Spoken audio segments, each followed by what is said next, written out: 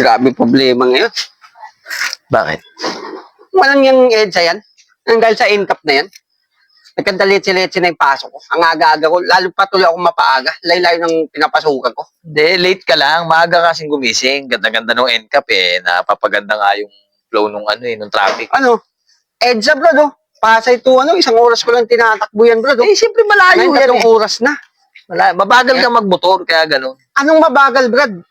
Nang dahil sa income na yan, hype na income na yan, susunod ka dun sa pila. Batas susundin mo talaga yun. Kaya kung Brad, hindi ako sanay sa ganun.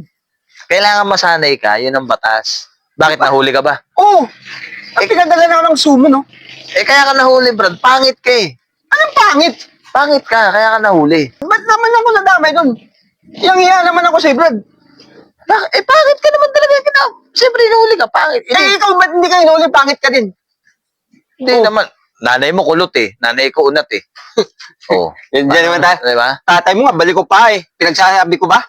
Tatay mo, makapalang kalyo Lulo mo nga Walang iya, di ba? Nakikikain nun sa bahay, hindi naghugas ang plato, di ba? Lolo mo maglalasing, last mamumulutan. Di ko sinita. Oh, bakit yung lolo mo? Malakas mangutang Ha? Sa tindahan namin Nagbabayad naman. Anong nagbabayad? Taon na naman. Yung tatay mo, malakas mang babae. Nakikita ko sa kanto kasi sino yung babae. Nahiya naman ako sa tatay mo. Bakit? Bakit? Si Aling Banang Sila nun may pinagsabihan ba kami? Wala kaming pinagsabihan. Naging sila rin ng tatay mo ni Aling Banang, hindi mo lang alam.